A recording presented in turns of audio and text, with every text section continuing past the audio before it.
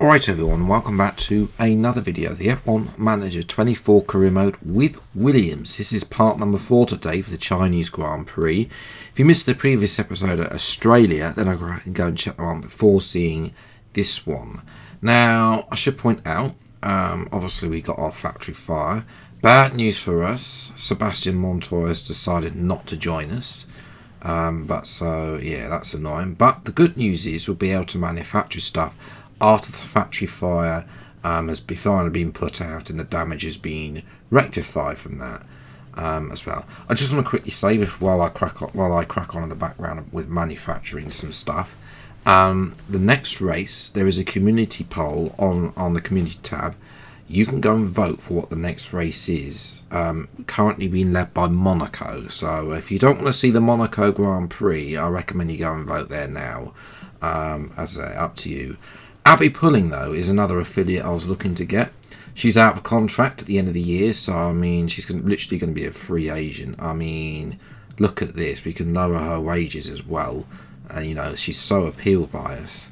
We'll give her we can actually get the 0.5 breakup multiply, which is been good. I think, you know, she'll probably end up...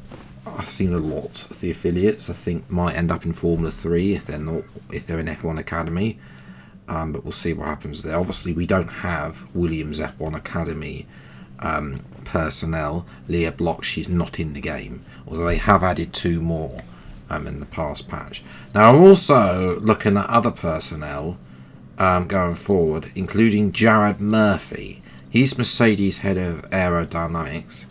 And a significant upgrade on the random bloke we got now. So, yes, nicking him from Mercedes.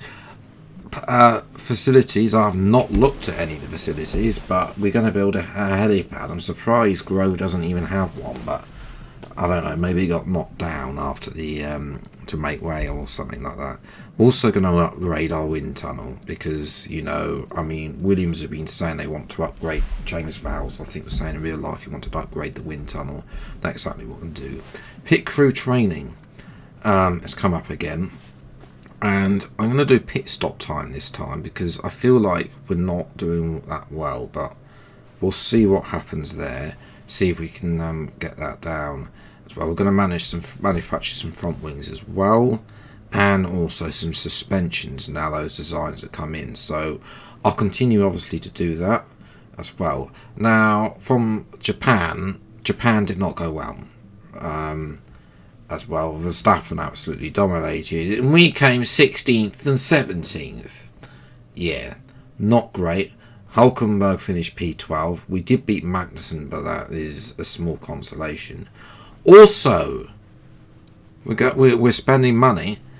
Hugh Bird as Carlos Sainz's possible race engineer as well. One thing I forgot to do with Hugh, though, was offer him a signing bonus. But I think he's going to be happy with that.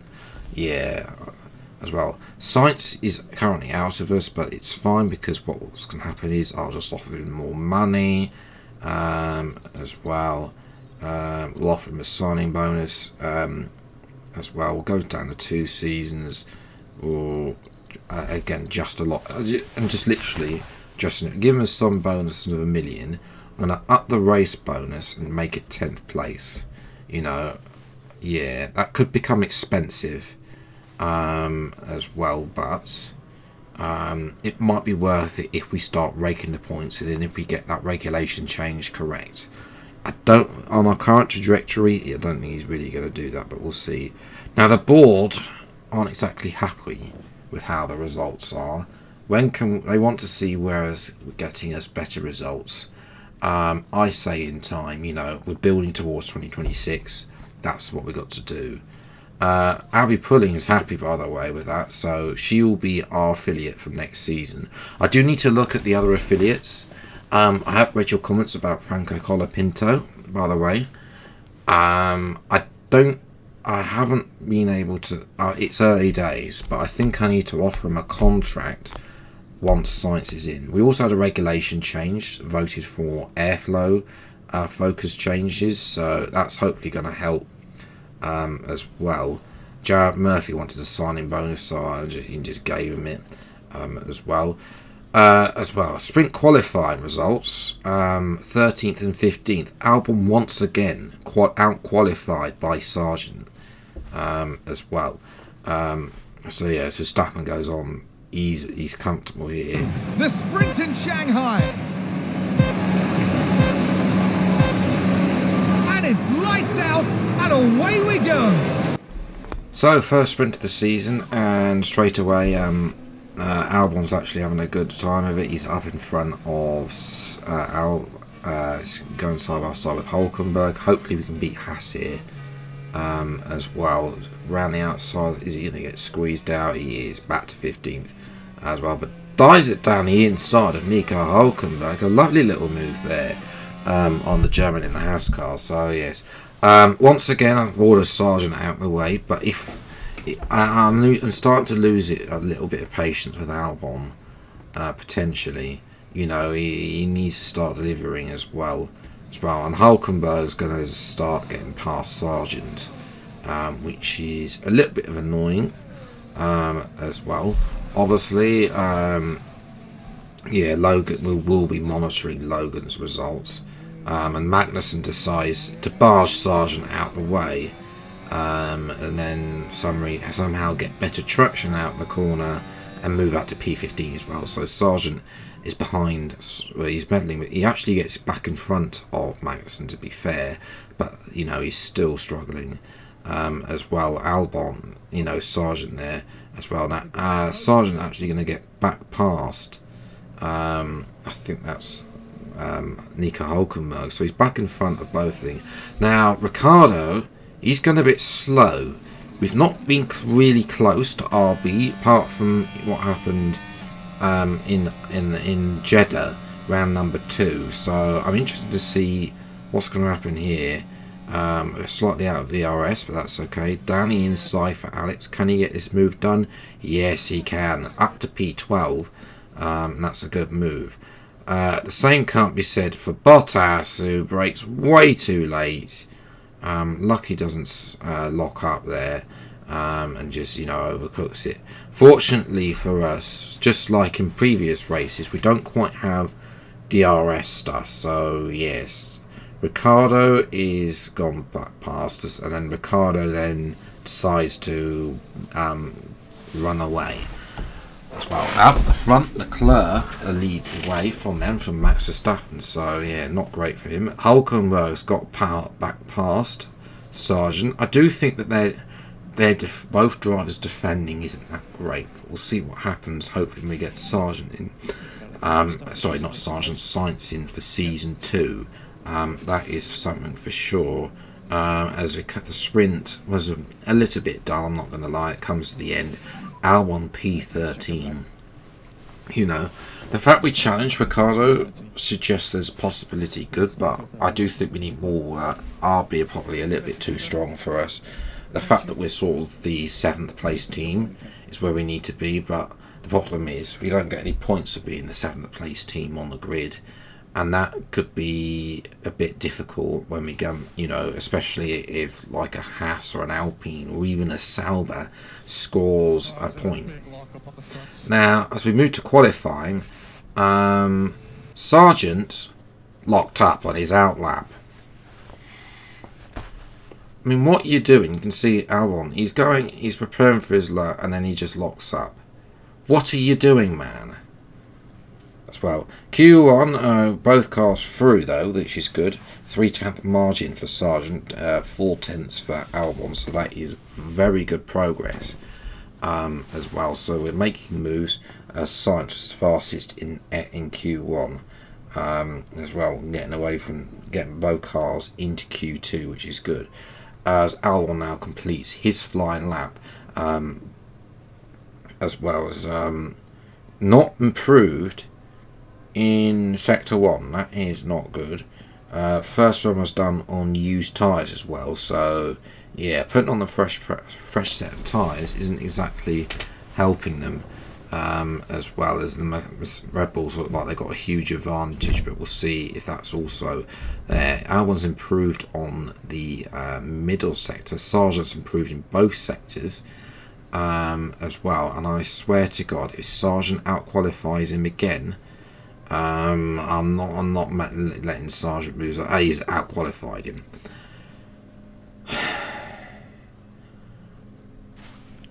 You're supposed to be outqualifying them, Albon, every race weekend. You know, it's not the setup, because they're similar competence on setups in the 80s now.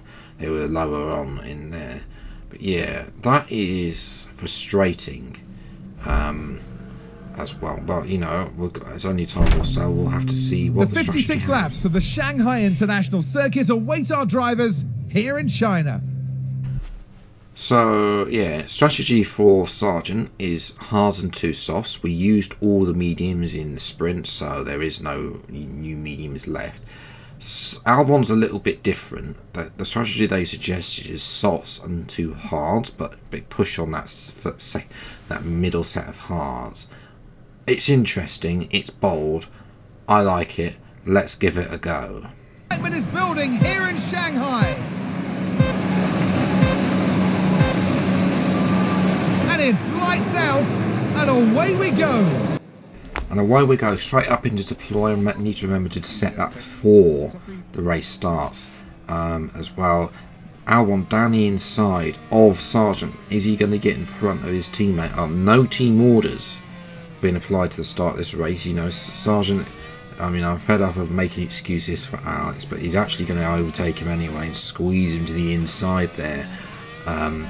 As well as he jumped then to the end of lap 1. Already I'm thinking that Ocon's trying to get past, but Sargent defends as well against Ocon, but it's not going to last. Ocon will have DRS on the following lap number 2. With the soft tyres, he's just going to power past as well and move up to P14. So Sargent down another position. That is a little bit frustrating, but Alex Albon is making moves on those soft tyres. Now past Daniel Ricciardo. The question is, can he keep in front of the Australian as well as we jump of course to lap 6, where Ricciardo's got the inside line. Ricciardo's got there, but is he not? He's barged Albon out of the way. That's a horrendous. What are you doing? If that happened in real life, there would be a penalty for that, for dangerous driving. Yeah, you know, I think that we've also done it up the road in front. The Aston doing it to Sonoda. Yeah, let me know about that in the comments below. I think that needs to be fixed by Frontier there, as well as Albon is going to have a much more civilised overtake, repassing Ricciardo, but already 2.3 behind Stroll. That gap between the points is looking less and less likely. Gasly is next to get past Logan Sargent as they go side by side through into the snail that is turn 1s and 2, and Gasly is actually going to go around the outside like Albon did to him at the start. Jumping lap 13, Perez is the first to pit onto a set of hard top-pan tyres. He will come out behind Ricciardo and Albon. But it's not going to take. Well, Ricciardo will just move over, and then, while Albon yield in the middle sector, Perez has got much fresher rubber. As Albon is going to come in then at the end of lap number 17. Well, you know, first are 2 stops, but now it's onto the hards, and you know, should be able to push on this next set. And just to see how this strategy works. It is a bit bold. Will he have to get the move? No! There's a problem. There's a problem on the front right. 8.6. That's horrendous. You know, I focused on pit stop time to get the, you know, to try and reduce the time. He's going to come out behind Joe, isn't he? Of course he is. Well, that's fantastic, isn't it? In actual fact, Albon's going to take a few laps to get past Joe. In the end, does it in the middle sector, but that is not great You know, I'm slightly worried about where we're going to finish up. You know, the points are probably not on the horizon as Ricardo, he's obviously out in front, back in front of Alex Albon now, comfortably by 2.5 seconds, and Sargent in the end doesn't defend. So watching Zhou Guan Yu in the hairpin has a huge lock-up as well, and is unable to get there as Logan Sargent now comes into the pits for his stop. Oh no. Cannot be serious! 10.8 is probably the slowest pit stop since they banned refueling ages ago. So yes, very excruciatingly slow stop there for Sargent. Puts him out back in 19th. As there's a red flag. Oh, that's such a shame for Sargent. I mean, yeah, he's going to be fuming. He's just made his pit stop. Here's what happened then. It's both Ferraris, and there's contact between both Ferraris who bring out a red flag. Leclerc's gone into the wall. Yeah, Leclerc is out. So, yes. In terms of our drivers, we're 13th and 19th. A little bit's a shame for Sargent. He had a good roll. Albon is able to pit, so yeah, as well. But then I didn't get any option for Sargent's pitting, so yeah, who knows how I do that. So if you got... We're set once more, and soon we'll continue this race. It's lights out, and away we go.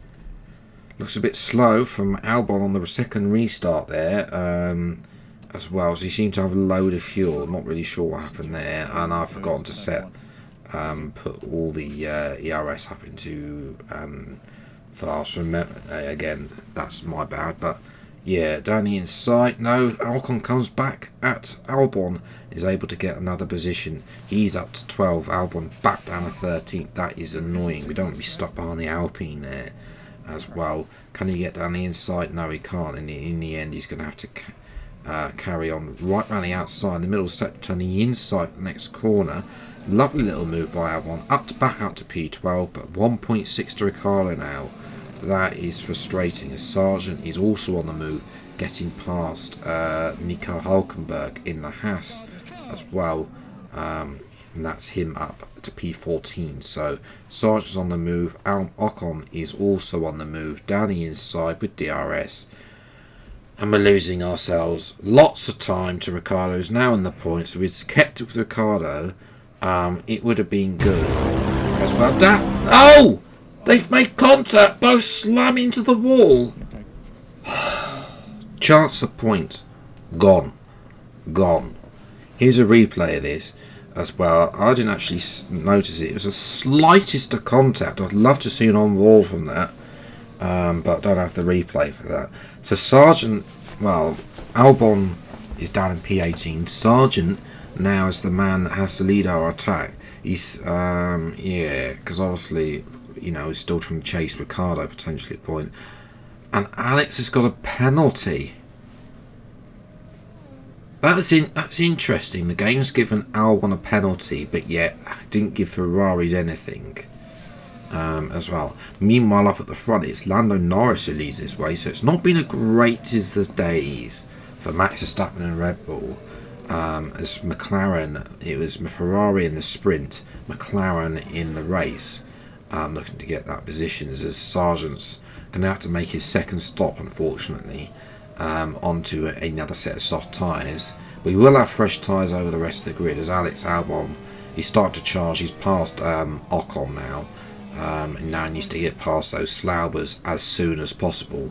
Exactly what he's going to do around the outside as well. Ocon thought about going there as well at the hairpin.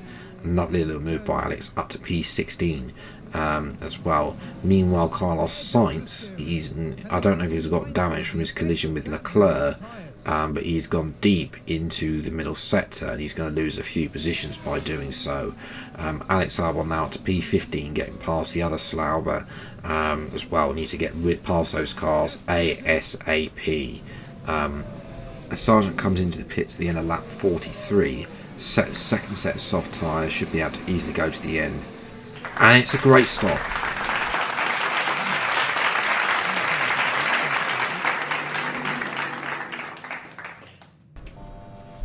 So yes, Albon's going to carry on actually here, down the inside as well of, I think that is Hulkenberg. He's the second of the two Haas cars like he was at the weekend. Sargent is also on the move, fresh soft tyres.